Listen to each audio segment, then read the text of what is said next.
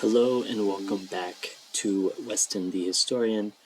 Today I will be talking about my favorite albums. So, without further ado, I will start with my number one. My number one favorite album is Land by Ministry. I'll not be saying its full name because it's not quite YouTube appropriate, but it is a great album. It's industrial metal. It was like a pioneer of industrial metal. It's a fantastic album. It's very experimental and it's very out there. And it's just interesting how you hear in this album both elements of regular industrial and what would become industrial metal in the same album. And it's just a fantastic album. The title track is great. You Know What You Are is great. The bass riff for Golden Deity is awesome. The Missing Deity, great songs. It's a great album. It's a perfect album. So it's my number one, and is I believe it was one of my most listened to albums in 2024. Next up, Unknown Pleasures by Joy Division. I genuinely think everyone should listen to this album. I think music would sound better if everyone listened to this album and studied it like writers study the Iliad. Like, I think this is like a true classic in alternative music, and I think Unknown Pleasures and Joy Division is just, I think it's fantastic. I think it's great, and I love it. Next up, this is kind of a cheat. Bela Lugosi is Dead. The reason why this is a cheat is because it's actually a single. It's not an album, but it's by Bauhaus, and it's fantastic. It was their debut release, and it is fantastic. It's a fantastic listen. It's very ambient. It was, the preface to what would become goth rock and post-punk. It came right before Unknown Pleasures, if I recall correctly.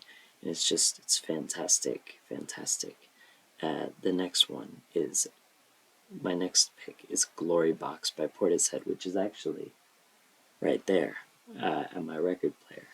Glory Box, fantastic album. I love Portishead, and it's like this very noir sound. It's very distinct, and I don't know, there's like this very distinct sound that I haven't heard in a lot of other music, and it's very calm. It's gorgeous. I love it so much.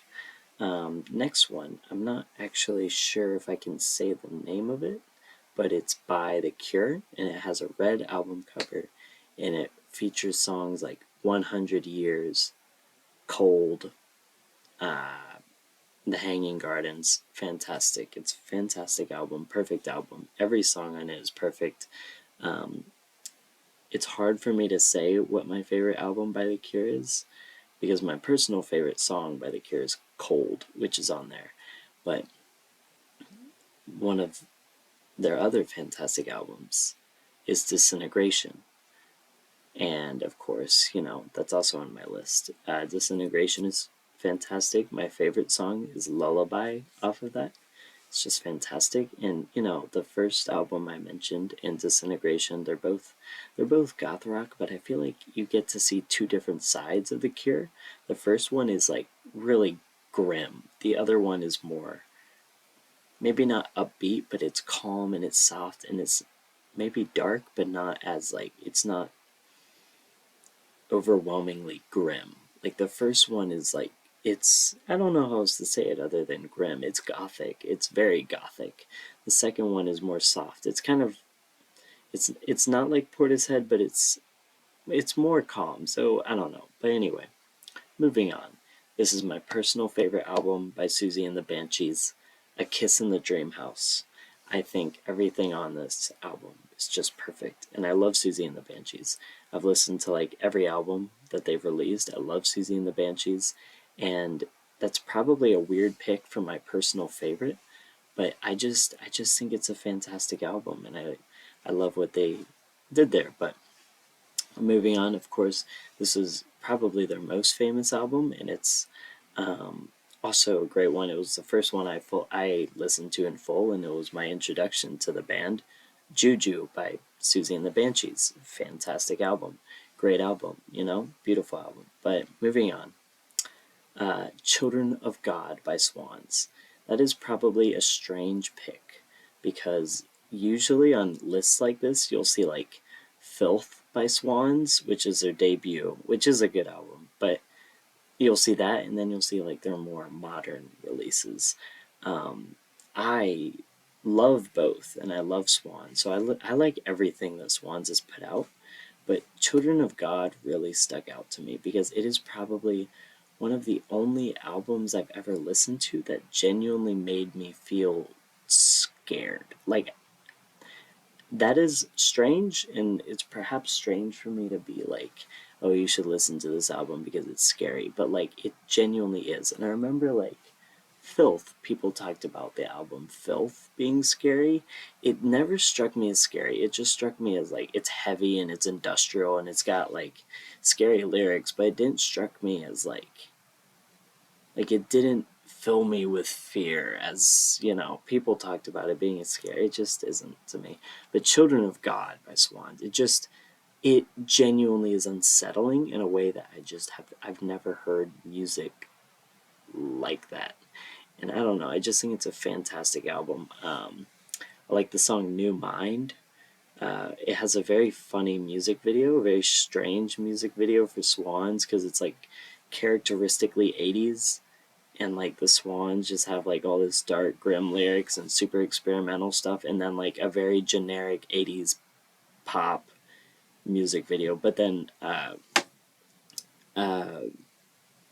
well, that's another song I don't think I can say the name of, but um, God. I'll say that. And then that's a fantastic song on that album. And there's also Beautiful Child, and there's Like a Drug, Shalala. Great songs, great album. Go listen to it. But moving on. This was hard. I have two albums by Chet Baker that I really like. Chet Baker Sings, and Chet Baker Sings It Could Happen to You. Both of them are great. Chet Baker Sings, I'm tempted to say, is my favorite just because it was the first I listened to, and it's got like every song on there is perfect. But the more that I think about it, the more that I think It Could Happen to You is probably a genuinely better album, and I think I prefer it. But anyway, they're both fantastic, so it's hard for me to rank them. But anyway, moving on.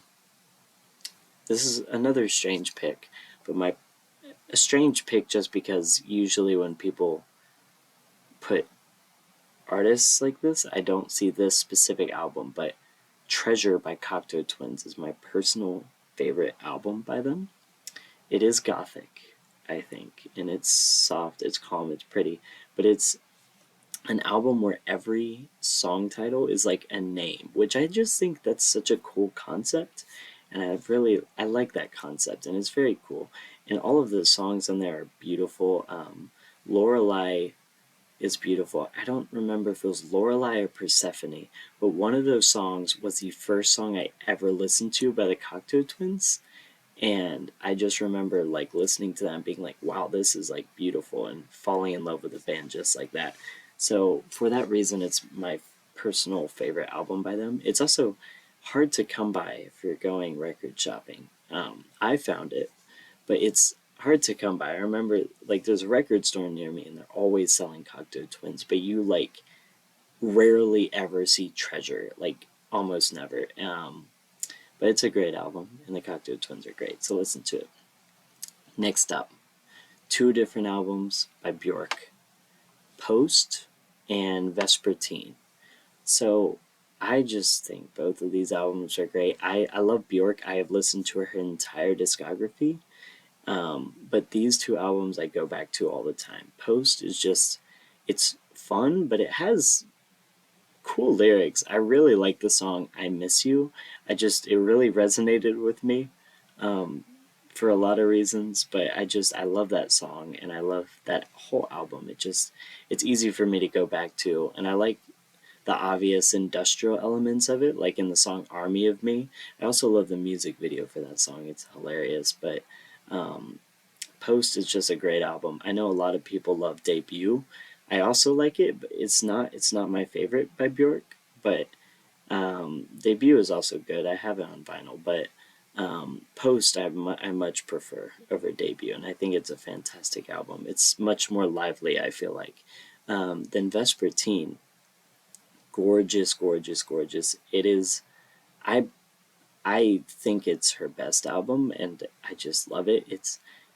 I don't know how else to describe it other than it is like if winter was an album. It is so it feels like winter. It sounds like winter. It is like gorgeous. I remember, funnily enough, I first listened to Vespertine during a snow week where like we literally couldn't go to school because of snow. And I remember listening to Vespertine and like falling in love. And that was when I really started liking Bjork because I'd listened to Bjork before, but I always thought her music was a little weird. But listening to Vespertine, that was when I got it, quote unquote. But Vespertine is just such a beautiful album. Hidden Place and Pagan Poetry, beautiful songs. Now, moving on, this is very basic, but I really, really like Abyss by Pastel Ghost. I find myself going back to this album all the time. I love it, and I love Pastel Ghost. I remember, like, literally, I don't know, every now and again, I'll just randomly remember that she's an artist that I listen to, and I'll just randomly start listening to her again. But it's a great album. Very, very good album. Moving on, First and Last and Always by Sisters of Mercy. So if you can't tell by 90% of the albums I've named, I really like goth rock. Sisters of Mercy is probably one of my favorites out of those goth rock bands. And First and Last and Always, I genuinely think is their best album. I remember the first, couple of times I listened to it, I didn't really like it that much. I thought it was kind of boring. But then, like, I don't know what happened, but something just clicked, and I just started listening to it and really appreciating it. And I realized that I preferred it over a lot of their other stuff, but I also just preferred it over a lot of other stuff in the genre and a lot of other stuff in music in general. And it's just funny to me how albums have that effect where they just grow on you like that, and you like initially won't like an album, and then all of a sudden you love it. But that's what happened with First and Last and Always. It was one of those albums for me. But it's an awesome album, and I think you should listen to it. Next up, I have a bunch of albums by Frank Sinatra, so I'm just gonna go down the list. In the Wee Small Hours of the Morning, Moonlight Sinatra, Come Fly With Me, Frank Sinatra Sings for Only the Lonely, No One Cares, and Where Are You? All of them are great. I'm going to specifically talk about In the Wee Small Hours of the Morning. If I recall correctly, it was the first concept album.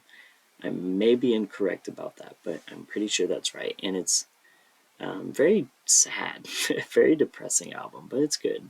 Then Moonlight Sinatra, very cool. I originally was gravitated to it because it has a purple album cover, and if y'all don't know this about me, I am obsessed with the color purple. But another very cool thing about it is all of the song titles have the moon in it or involve the moon. So there's Reaching for the Moon, Moonlight Becomes You, Moonlight Serenade, just all these songs about the moon. So I thought that was a cool element. And I go back to that album a lot. It's not an album that a lot of people know about or talk about, but it's a good album. But yeah. Then Come Fly With Me by Frank Sinatra, very fun album. It's about travel, all these songs about all these different places in the world. It's just fun. It's a much happier album than the other ones that I listed. But then Only the Lonely, No One Cares, and Where Are You are kind of a part of this like depressing trilogy that Frank Sinatra had. They're all great. I have No One Cares and Where Are You up there. Only the Lonely is somewhere in my stack of records, but those albums are just fantastic. They're very depressing, but they're great. They're fantastic, and I think they are genuinely Frank Sinatra's best. Moving on. Death Consciousness by Have a Nice Life. This very depressing album, but very, very good. I don't listen to it as much as I used to, which is probably a good thing, but I remember, I don't know, it's a great album, and whenever I'm feeling really down, it's an album that I turn to, and he genuinely makes me feel better, which I don't know if that's normal, but I don't know. I love the album, and I just love it. Anyway, moving on. Philosophum by Burzum. This is a controversial one, but it's a good album. Don't have much else to say about it. I like black metal. I don't listen to black metal as much as I used to. I used to listen to it all the time. But when before I got into black metal, when I got into black metal, and even now, I have pretty consistently appreciated Philosophum. Um, I think my most listened to song in that genre is Dunkelheit, and I don't know, I just appreciate that album a lot. And of course, Burzum is not a great person, but his music is great, and that album is great. Moving on. Three Cheers for Sweet Revenge by My Chemical Romance. Very, very basic, but I love that album. I don't know what else to say about it. It's a great album. Um, that was kind of my intro into heavy music. I remember on a group chat I was talking and I was like, hey, so does anyone know any good metal or hardcore or just heavy rock stuff? And someone sent me that album and I listened to it and I fell in love and I still love it and I listen to it every now and again. And I don't know, I just think every song on that album is awesome. And I genuinely love that album. Moving on, Getz Gilberto by Stan Getz and Joe Gilberto.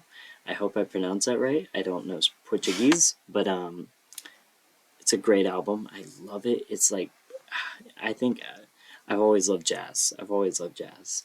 It is probably one of my favorite jazz albums. It's my favorite bossa nova album, like Brazilian soft jazz, and I don't know, I love it so much, and I go back to it all the time. My favorite song, one of my favorite jazz songs ever, is Corcovado, specifically the version on that album. And I don't know, I remember when I used to struggle with sleep, and I would put that album on, and I would fall asleep immediately because it just is so soft and calming. It's a beautiful album. Moving on. So I know there's this big debate among Weezer fans about Blue Album or Pinkerton. Personally, I prefer the Green Album over both of them, which is a hot take, but that's my general preference. I think the Blue Album and Pinkerton are fantastic, and I love both of them, but my personal favorite album is the Green Album. It strikes me as a little heavier than both, but also more fun. I don't know, I just like it a lot, and it's hard for me to completely say why, but I remember I've always loved that album. Moving on, Graduation by Kanye West. So I don't listen to a lot of hip hop. I've never listened to a lot of hip hop or rap or anything like that. But I have appreciation for the genre. It's not like I go out of my way to not listen to it, but uh, that album I genuinely really, really, really like. And of course, Kanye is a very, very controversial figure, but that album is just awesome, and I go back to it all the time. I love it. Um, and I think, I don't know, it's just a really good album. Moving on, Vivisect 6, or uh, Vivisection 66 Section 6, whatever you want to call it, by Skinny Puppy. So that is my favorite album by Skinny Puppy, and Skinny Puppy is one of my favorite bands.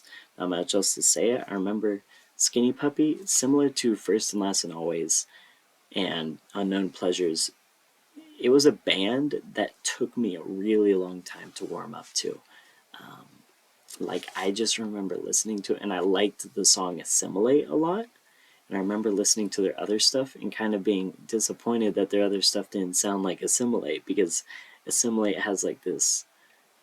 I mean, it's a dance song, but it's fast paced, it's groovy, it's easy to dance to, and it's easy to listen to for the uninitiated.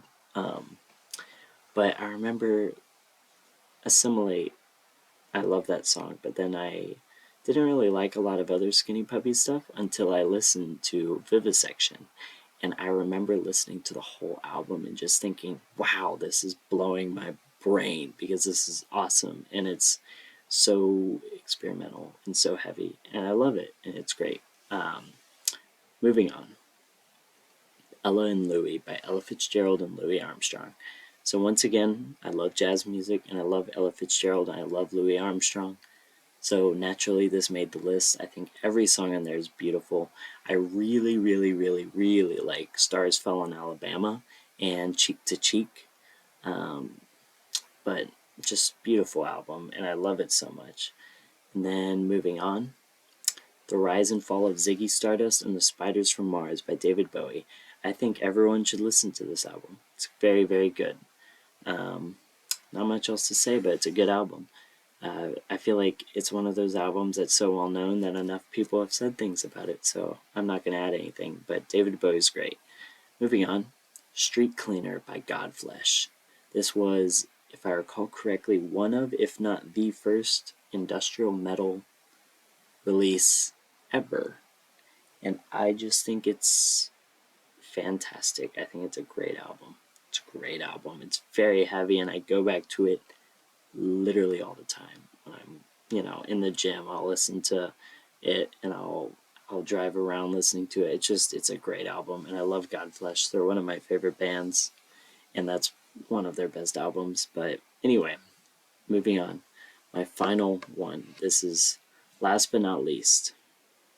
It's not my favorite, but it's definitely, it made the list because I love this album, and it's not the least, but ZNS by Einstürzende Neubauten. ZNS. Why did I put that? Helbermensch. I don't know why I put that. Helbermensch by Einstürzende Neubauten.